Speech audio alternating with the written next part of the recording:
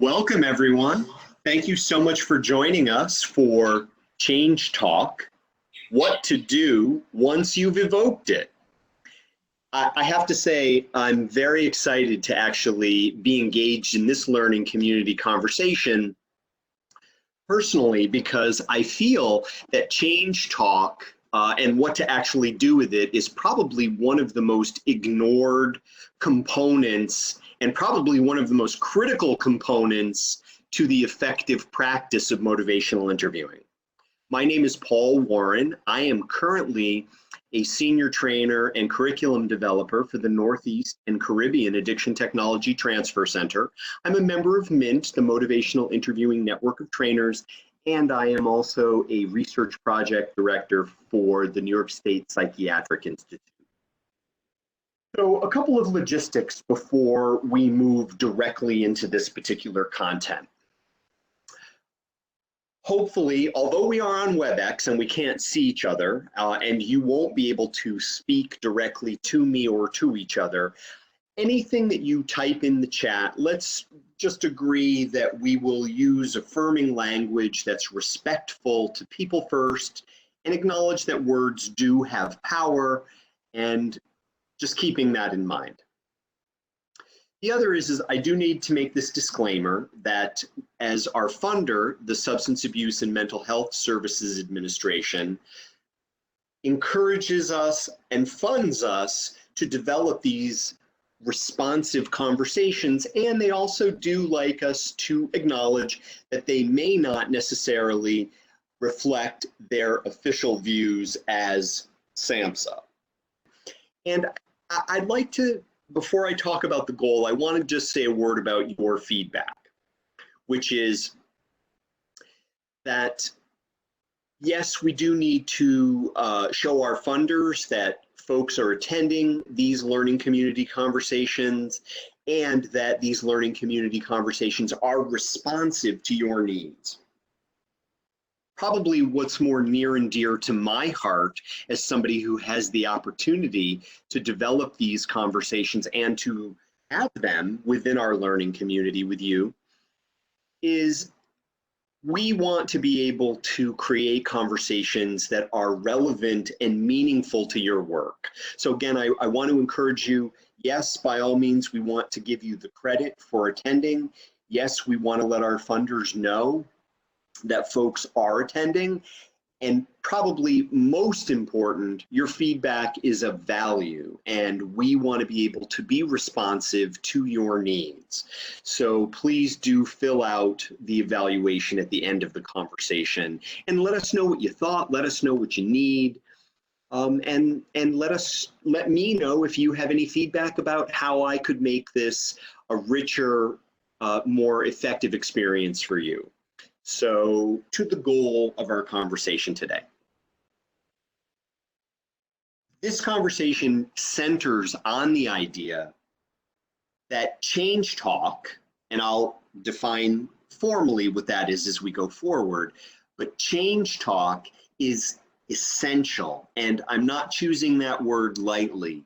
It is essential to the practice of motivational interviewing.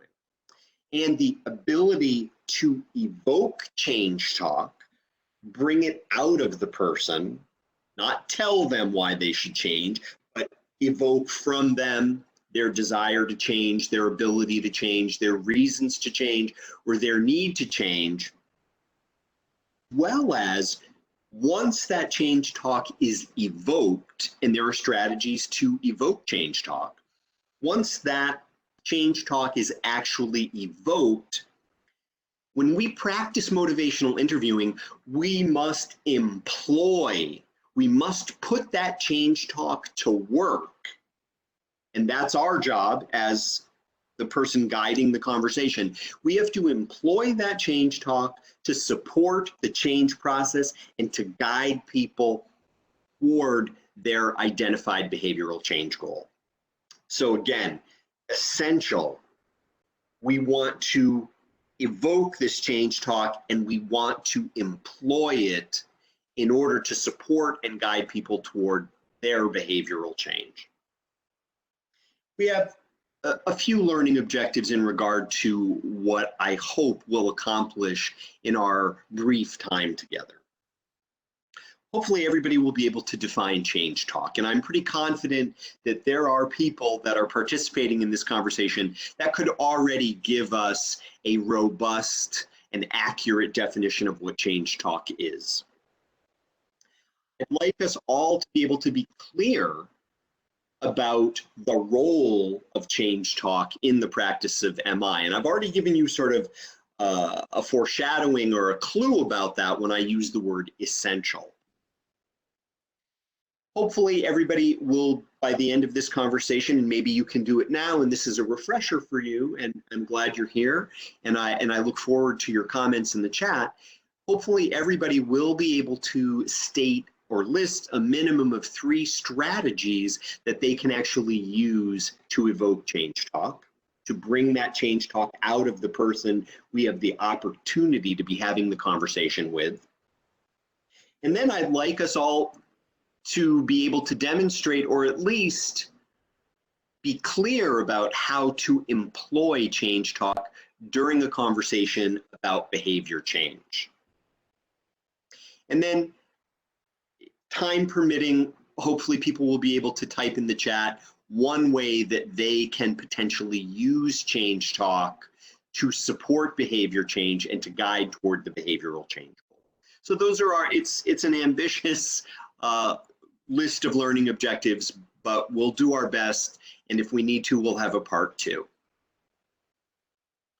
So as we begin to narrow down our focus on change talk specifically, the evocation of change talk, and the ability to employ that change talk, it's critical that we define what verifiable motivational interviewing is. And I'm using the word verifiable very intentionally, because motivational interviewing, as I'm sure all of you know, is an evidence-based practice.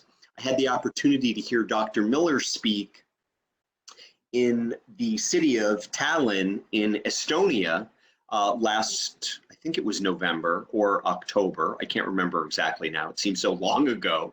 But I had the opportunity to hear Dr. Miller, one of the creators of MI, talk.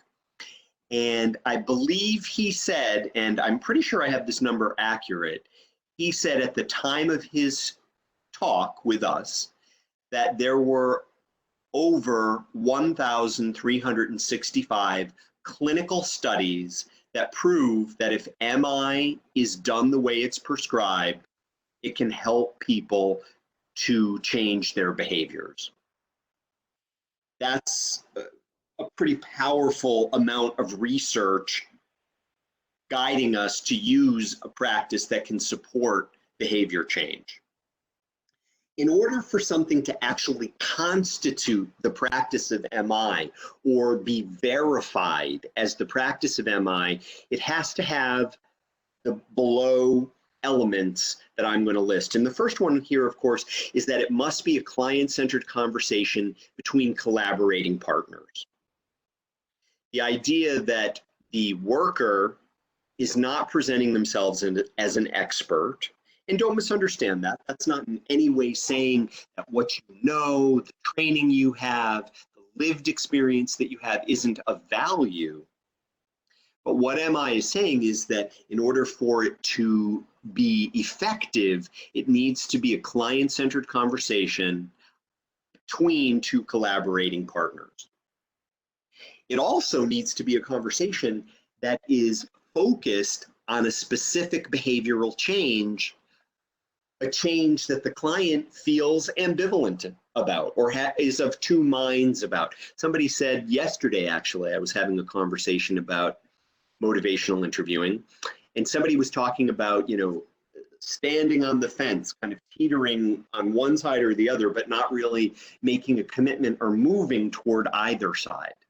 So a behavioral change goal, and I'll give an example. Let's say behavioral change goal could be reducing the amount of cigarettes that someone is smoking in a day.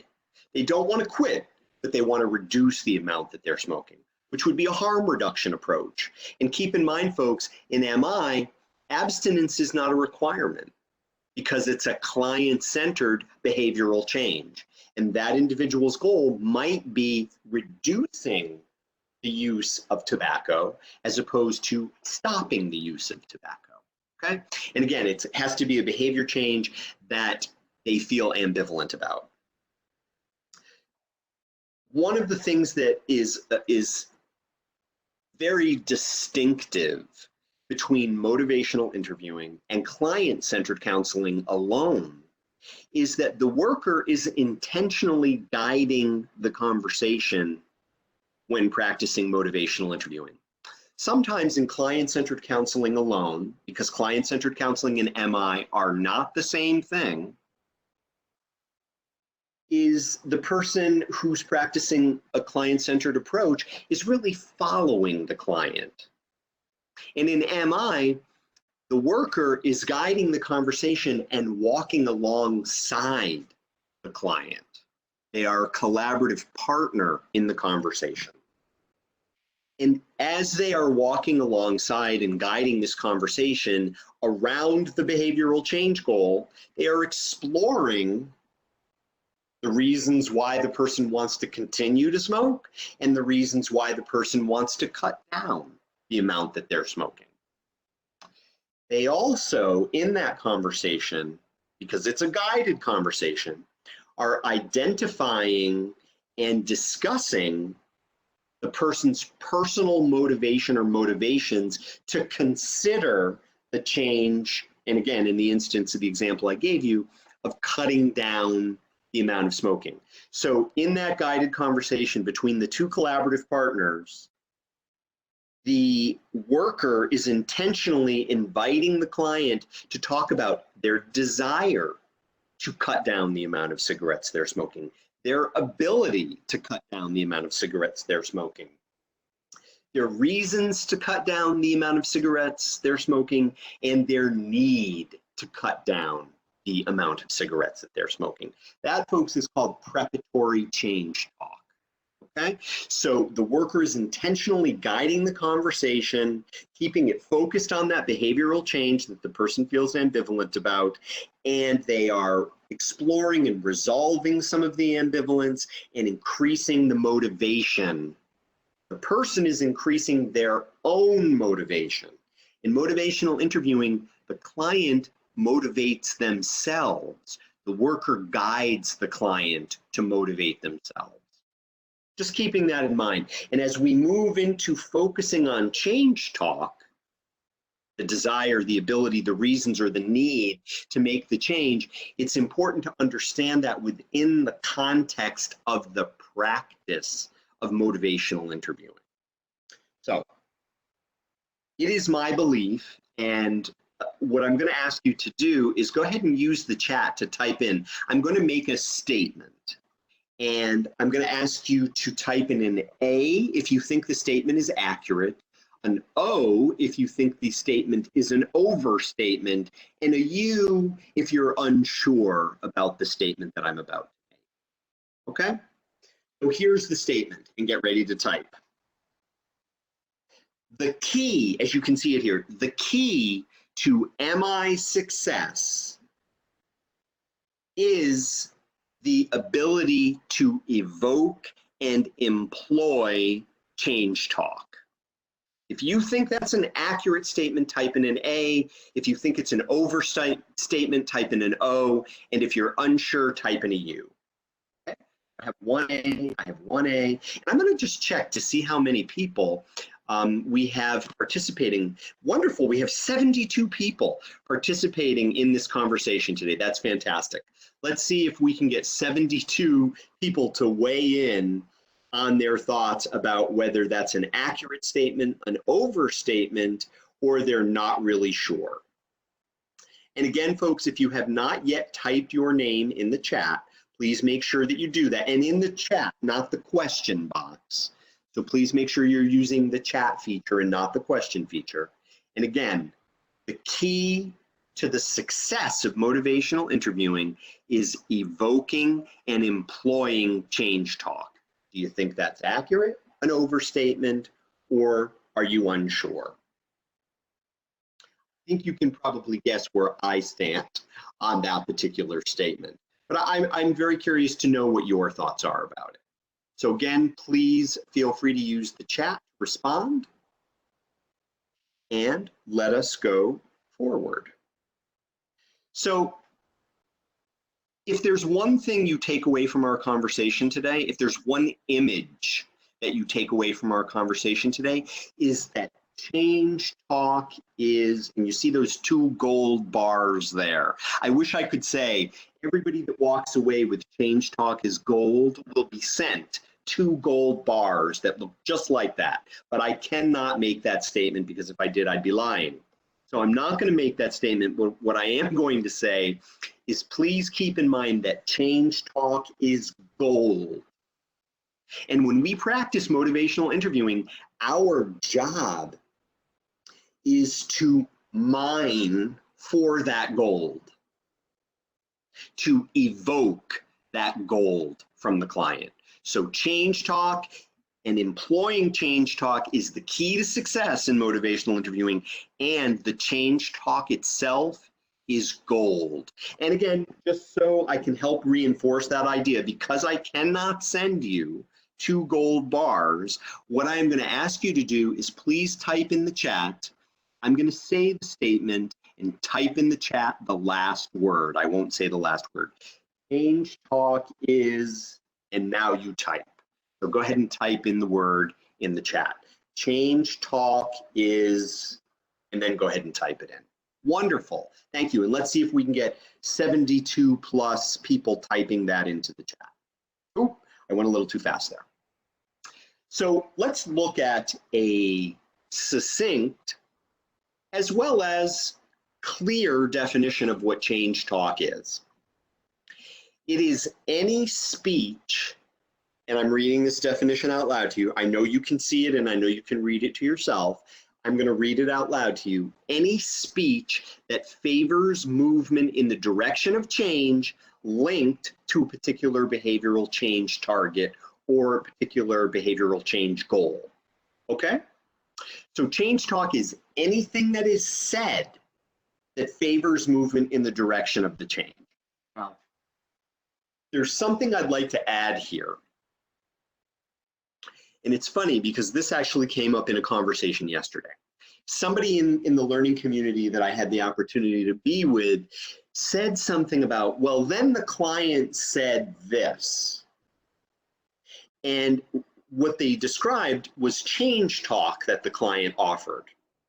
Now, I want to draw a very important distinction here, because in order for change talk to be gold, and we know that change talk is gold, and that's one of the big ideas you're going to walk away with in our conversation today. In order for change talk to be gold, it has to be something that the client says, not that you say. The client has to say it. Once the client has said it, once they have offered that gold, it is your job then to employ that gold. But again, keeping it very simple, the client has to speak the change talk. We guide the client. We invite the client. We collaboratively walk with the client and evoke that gold from them, but they have to speak it. It's much more powerful if they say it and we employ it than us saying it, because it's not their gold if we say it. I will talk specifically, though, about how we then employ the change talk that they've shared with us. So I'm curious, this little quote that's up at the top here, I'm wondering if anybody can fill in those 2 blanks in the chat.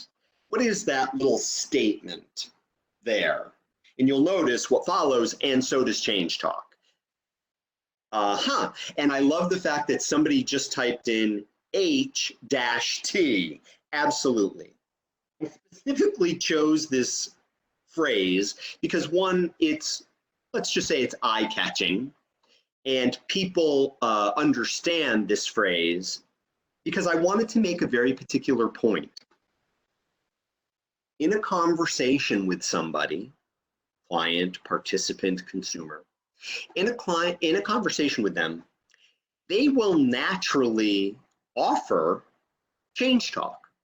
So there is such a thing as naturally occurring change talk. The person may, of their own volition, talk about their desire to change, their ability to change, their reasons to change, or their need to change. That can happen, just like the other thing can happen.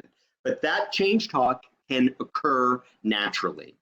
What I want you to, as a second point to walk away with, is when you practice motivational interviewing, because you're guiding the conversation, you do not have to wait for naturally occurring change talk.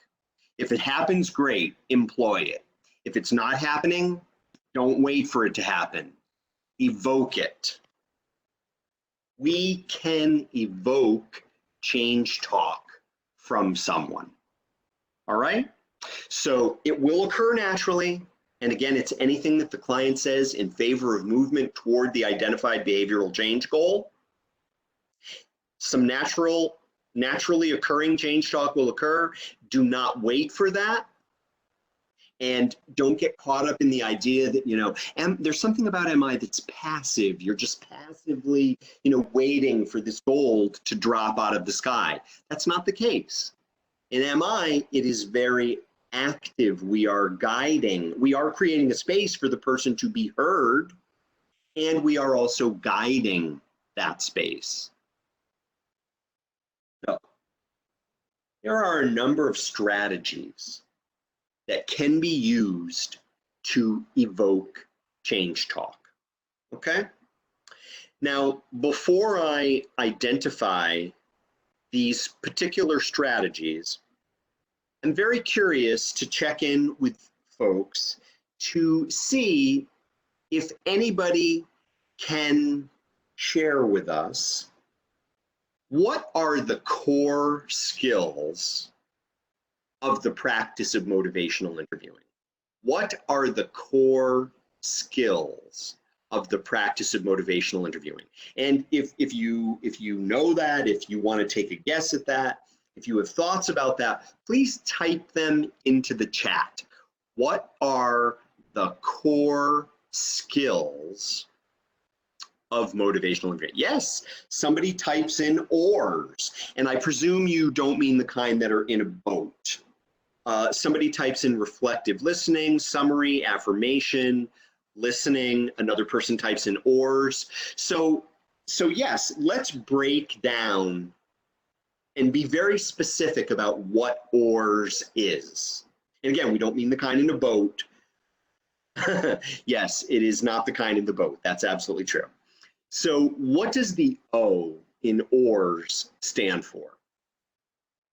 And again, feel free to use the chat to type, yes, open-ended, but open-ended what? Yes, definitely it stands for open-ended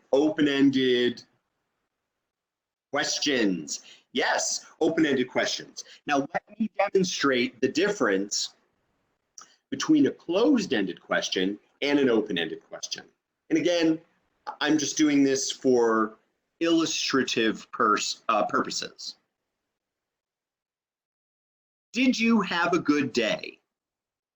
Type in the chat if that's an open O or a C closed question. Did you have a good day? Y was not one of the options.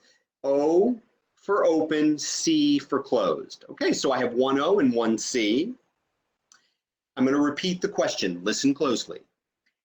Did you have a good day? A number of people are typing in that it is a closed question. That is true.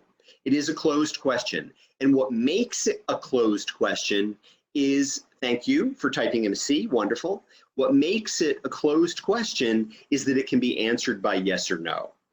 Now, I think we need to pause here for a moment before we go forward and note Closed-ended questions in and of themselves are neither bad nor good. Any of the tools that we use when practicing motivational interviewing, we want to use them intentionally. So sometimes it's critical to our intention, which is to evoke change talk, to guide the conversation toward an identified behavioral change goal. Sometimes the intention is to get a yes or no answer, and that's okay. One thing to keep in mind, open or closed, I would venture to throw out, at least what I've observed in a number of years now of engaging in learning community conversations about motivational interviewing, is that folks are very well trained at how to ask questions, whether they are open or closed. And questions are only one of the tools of motivational interviewing. And I would also, I'm going to go out on a limb and say this, I also think there's an over-reliance on questions as opposed to the effective use of reflections, which are not questions. They are statements. So we've clarified that "did you have a good day" is a closed question. Now I'm going to say another question and you tell me if it's open or closed. How was your day? And again, O or C. Is that an open or a closed question? Somebody types in that it is an open. Somebody just typed in that it's closed. How was your day? I'll say it again. How was your day? I'm getting some more closed. Actually, folks, that's an open-ended question. And let me clarify what makes that an open-ended question. I'm going to pretend I'm two people now. I've never tried this before. I hope it won't sprain anything. But I'm going to pretend that I'm the person asking the question, and then I'm going to pretend that I'm the person answering the question. Okay? So, how was your day? Well, you know, so far my day has been pretty good. I got up, I got to play with the puppy for a while, and then I came back and I had a cup of coffee and a little bit of breakfast, and then I knew I was going to be having this wonderful learning community conversation with a group of very interactive people. So that was my demonstration of asking the question and then giving an answer. Now I'm going to demonstrate using the same technique. I'm going to demonstrate the closed-ended question, asking the closed-ended question, and answering the closed-ended question. Did you have a good day? Yes. Now, if you were going to describe the difference between those two answers, how would you describe it? And again, feel free to use the chat. How would you describe the difference between those two answers? And go ahead and just, again, I know typing takes time, but how would you describe the difference between those two answers? If somebody said to you, hey, this is answer B, and this is answer A, how would you describe the difference between the two? And again, I will allow you a moment to go ahead and type if you're responding to that question. And I will invite you to consider, yes, how seeks an elaboration. So the answer to the open-ended question was much more elaborate. You found out much more about my day. The closed-ended question was a yes or no answer. So again, we want to be intentional and selective about how we use open or closed-ended questions. Now, can somebody OA, what does the A stand for in OARS? Does anybody know? When you use did you, it will receive either yes or no. That's absolutely true because it's a closed question. Absolutely true. So can anybody give me what the A in OARS stands for? Yes, it stands for affirmation. And let me be clear, an affirmation begins with the word you, and it is identifying a particular strength that you observe in the person or efforts that they've made. And the reason it begins with the word you is because it's something that you want the person to be able to use to help support their behavior change. There's a very big difference between you have a lot of courage and I'm proud of you for talking about that. There's a big difference between those two, okay? So in MI, when we affirm, we want to be specific. We want to affirm the particular strength that the person has or the effort that they've made. You came to this appointment even though you didn't want to be here. That's acknowledging the person's effort, okay? The R, what does the R in OARS stand for?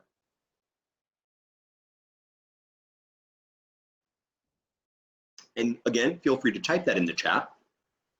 While you're doing that, I helped myself to a sip of coffee. So we have O, we have A. It's interesting, somebody typed in reflective listening. Actually,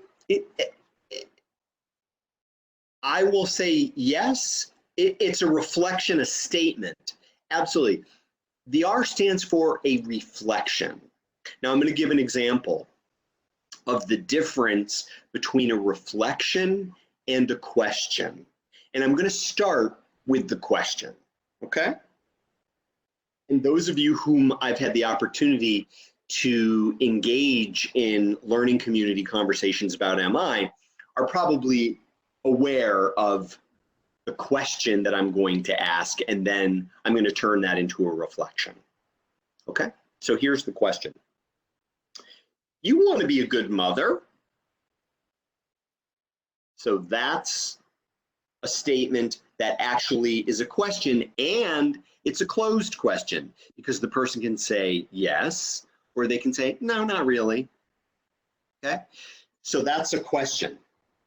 Now I'm gonna use those same words and I'm going to deliver those words as a reflection. And keep in mind, folks, a reflection is reflecting back what the person gave you.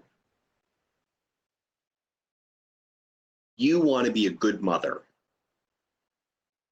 And you'll notice it's the inflection in my voice that either makes it a question, you want to be a good mother, or a reflection, you want to be a good mother. Now there's a difference when using a reflection. A reflection does not interrupt the speaker. It invites the speaker without asking a question to say more. A question is basically demanding in some way your answer to that question. If you make the reflection, the person is free to carry the conversation forward in the direction that they want to go in. A reflection also helps the person to see and hear themselves, and that's part of MI. Somebody types in, yes, there is a difference. Demanding and sounds judging too. Yep. What is the difference between reflections and affirmations? Really insightful question. An affirmation is a kind of reflection that focuses specifically on a strength that you observe or know the person to have, or efforts that you know that they have made or they are making. So they are very much related. It's a kind of reflection, and your insight is appreciated because an affirmation is also a statement. It's not a question. You're not asking the person if they have courage. You're reflecting and affirming the courage that they actually do have. And your question about the difference or the relationship between affirmations and reflections is very powerful, because let's talk about what the S in OARS stands for. Would somebody please type in the chat, what does the S in OARS stand for? And it's related to what our insightful colleague typed about the relationship between reflections and affirmations. Somebody also typed in yes, and affirming what you heard was what the person said. Yes, the S stands for summary. Now, folks, just like our colleague pointed out, summaries are collections of reflections. Now, before we go further, I need to ask a related question. If you have a type of favorite flower, if there's a flower that is your favorite type, please type it into the chat. What kind of flowers do you like most? And trust me, it is related. Somebody types in a lotus, very exotic, beautiful. Lotus are beautiful, ancient flowers. A rose, tulips, orchids, lilies, wonderful. A lot of botanists, folks who appreciate botany and flowers with us today. How wonderful. The reason I asked you to think about flowers and see them in your mind's eye and to identify your favorite ones is that Miller and Rolnick, the creators of MI, often describe a summary as a bouquet, where it's a collection of reflections that are put together in a bouquet, and that bouquet is handed back to the client. Now, here's a question for extra credit, okay? Has anyone ever heard of the practice of ikebano? What is ikebano? Has anyone ever heard of that? I hope I'm pronouncing it properly too. But what is ikebano? And trust me, it is also related to summaries and to motivational interviewing. Does anybody know? And if you don't know what ikebano is, just type in an N or a U for unsure. Does anybody know what ikebano is? Okay, so I'm getting an N, an unsure. I think it's Japanese floral arrangement. Bing, bing, bing, bing, bing. Absolutely. And hopefully I pronounced it properly. That is exactly what ikebano is. And the reason I mention ikebano with summaries is motivational interviewing is intentional and it's selective. If you've never seen an ikebano flower arrangement, I invite you to Google it and look it up because it is the most intentional, chosen bouquet of flower arrangement that you could ever imagine. When we do a summary in MI, we also want to be similarly intentional and selective, just like the floral arrangement practice that has an ancient history and philosophy behind. We want to compose a bouquet that is going to guide and lead the person toward behavioral change, their identified behavioral change. And yes, our bouquet wants to include all the change talk. Anything that the person said in favor of the movement toward the change. So just keeping that in mind, keeping in mind OARS, the skills we use, there are strategies that we use that rely on OARS in order to evoke change talk. One of those is asking open-ended questions. Asking an open-ended question about why. Tell me a little bit about what's causing you to consider cutting down the amount of cigarettes that you're smoking. Tell me about how cigarettes fit into your life right now. Open-ended questions evoke change talk. Looking forward. When you cut down your cigarettes, what will be different in your life? Also an open-ended question, but it's one that's looking forward, looking backward. What was it like when before you ever started smoking? Open-ended question. Query extremes. What's the worst thing that could happen if you don't cut down the amount of cigarettes that you're smoking? What do you see as the best benefit, the greatest benefit that it could occur for you when you cut down the amount of cigarettes that you're smoking? Okay, again, these are open-ended questions, but the strategy is to query the extreme, exploring their goals or values. Again, using open-ended questions to ask them, or using reflections. Yeah, somebody typed in, one of the benefits of cutting down the amount of cigarettes is the person might answer, I would live longer. And folks, that would be change talk, and it would be part of our summary bouquet that we would hand back to the person at the end, or at a particular juncture in the conversation. Because keep in mind, folks, summaries don't only happen at the end of a conversation. Summaries, when appropriate, when intentional, can be done at various points during the conversation.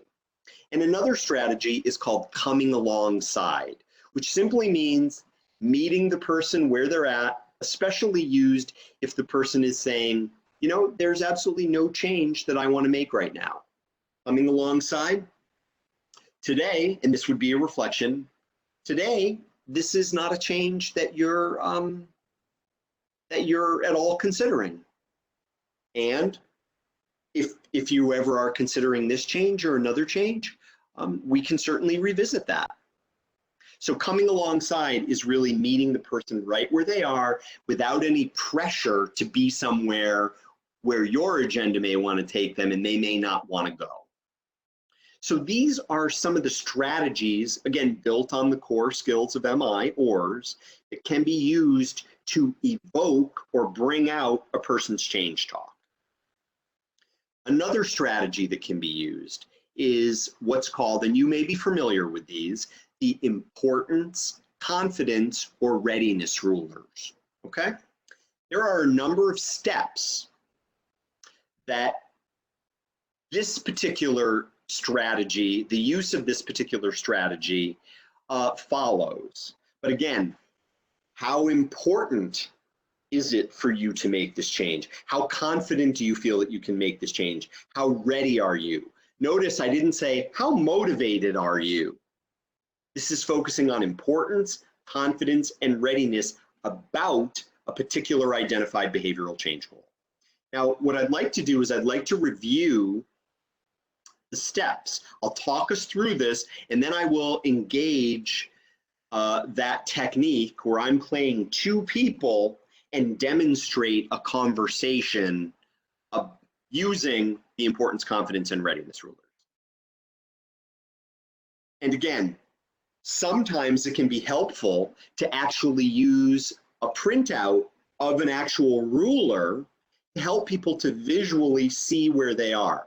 I do want to make a statement about this because this is what's called the Likert scale, which I'm sure you are familiar or you're using already. When using these questions, folks, the number that somebody gives is not the important thing.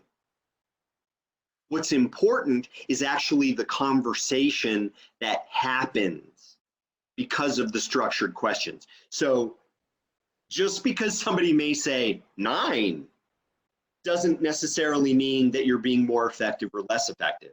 Just because somebody says 2 doesn't mean you're being more effective or less effective. It's not about the number, it's about the conversation. The number is simply a way to engage in the conversation. So let's walk through the steps of using either the importance, confidence, or readiness rulers. Doing the rulers. First, ask permission. Would it be okay if I asked you a question? And the one thing I love to say about asking permission, and you may start laughing when I say this, but I've listened to many audio recordings and it bears repeating. When you ask permission, folks, wait for the person to answer. I've heard so many recordings where somebody will say, would it be okay if I asked you a question? So tell me about blah, blah, blah. They don't wait to let the person answer. Second, explain the scale. So on a scale of 1 to 10, 1 being not very important at all, and 10 being extremely important, how important is it for you to cut down the amount of cigarettes that you're smoking? And again, that's what I just demonstrated asking that question. And I used the importance, I used I, okay? Fourth, let's say the person says, just for the purposes of this part of the conversation, walking through the steps, let's say they say a 5, which I like to refer to sometimes as the Switzerland of, because it's right in the middle. So you rated yourself a 5. Why not a 4? Now, that's a very important question to keep and state that way.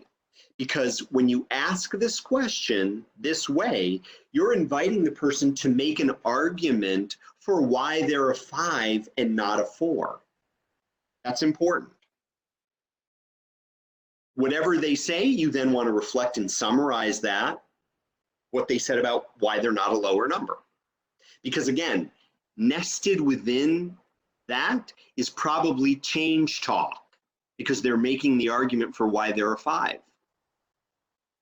That's usually followed with a question, what would help you to move from a 5 to a 5.5? Notice I didn't say, what could we do to move you to a, I said, what would help you move from a 5 to a 5.5? I also want you to notice that I'm only saying a half a point higher. I'm not saying what would help you to move from a 5 to a 10. Now I'm curious if somebody, anyone or all of you are more than welcome. Why do you think when using the rulers, it's suggested that you only go a half a point higher and don't go all the way to 10? So what are your thoughts about that, folks? Why do you think it would be suggested that you only go a baby steps? I love the way you put that. And it's not, I know you don't mean that judgmentally. It's just that change is a process and we want to take a little step forward at a time. It's too daunting if you say to somebody, you know, what can we do to get you to a 10? No, that's not how people change. Yeah, and somebody else typed in, you don't want to go too fast. Because if somebody is moving toward change, you want them to move toward that change. You don't want to push them toward the change. You want to walk alongside with them toward the change. And the last of the steps in doing the rulers is you want to summarize the full conversation and you want to end the conversation with what would help them to move a half a point or more higher. And P.S., what they say that would help them to move a half a point higher starts to be the plan that they are laying out for themselves. Okay? So now I am going to engage in the change talk, the your change activity. I'm going to be both me and I'm going to be you. Okay? So I'm going to start as you, the counselor, and then I'm going to be me, the client. And hopefully, this is the first time I've ever done this during a live broadcast. Everybody keep your fingers crossed for me. Let's hope that it works out. I feel comfortable, though, given how participatory you've been, to take this risk. All right. And if anybody wants to share an affirmation, starting with the word you, here might be an opportunity for you to practice an affirmation. So I'm starting as the counselor. Would it be okay if I asked you a question? Yeah, sure, that's fine. Go ahead. So on a scale of 1 to 10, 1 being not very important at all, and 10 being extremely important, how important is it for you to cut down the amount of vanilla creamer you're using in your coffee? Well, that is a change that I've been thinking about for a while, and I would say 6. It's a 6. All right, so you rated yourself a 6 in regard to the change that you're considering, cutting down the amount of vanilla creamer you're using in your coffee. You rated yourself a 6. Why not a 5? Oh, well, I'm a 6 because, you know, I've read the ingredients of the vanilla creamer, and it's clear to me that it has calories, although it's only 35, but I actually use quite a bit of it because I like my coffee very light. You know, 35 plus 35 plus 35 adds up, and it's probably adding more sugar and more calories to my diet. And given that I'm approaching 58 years alive, I want to be very careful about gaining weight. The reason you rated yourself a 6 and not a 5 is because you're aware of the impact that increased calories can have on your weight, and as you're aging, you want to make sure you don't put on weight. Yeah, that's it. That's exactly it. Yeah, you have that right. Would it be okay if I asked you another question? Sure, go ahead. That's not a problem. So on that same scale of 1 to 10, 1 being not very confident and 10 being extremely confident, confident do you feel right now that you could cut down the amount of vanilla creamer you're using in your coffee? Well, you know, to be honest, I'm going to say a 7. Okay, so you rated yourself a 7. Why not a 6? Well, I'm not a 6, I'm a 7 because I've actually done it before. And I got to the point where I was actually measuring the amount of creamer, like in a tablespoon, because it's 35 calories per tablespoon, and I would only use 3 tablespoons, and it also helped me to cut down the amount of coffee I was drinking. You rated yourself a 7 because, and not a 6, because you've had prior experience. You've even taken the action to measure the amount of creamer you're using, and an additional benefit that you noted was that it cut down the amount of coffee you were drinking. Yeah, absolutely. Yeah, so that's why I'm a 7. Would it be okay if I asked you a final question? Yeah, go ahead, shoot. On that scale of 1 to 10, 1 being not very ready and 10 being extremely ready, how ready are you right now to cut down the amount of vanilla creamer that you're using in your coffee? Like right now today? Yeah, right now today. I would say probably a 4. Okay, you rated yourself a 4. Why not a 3? Well, you know, I've already had a cup of coffee today, so I don't have to have another cup of coffee.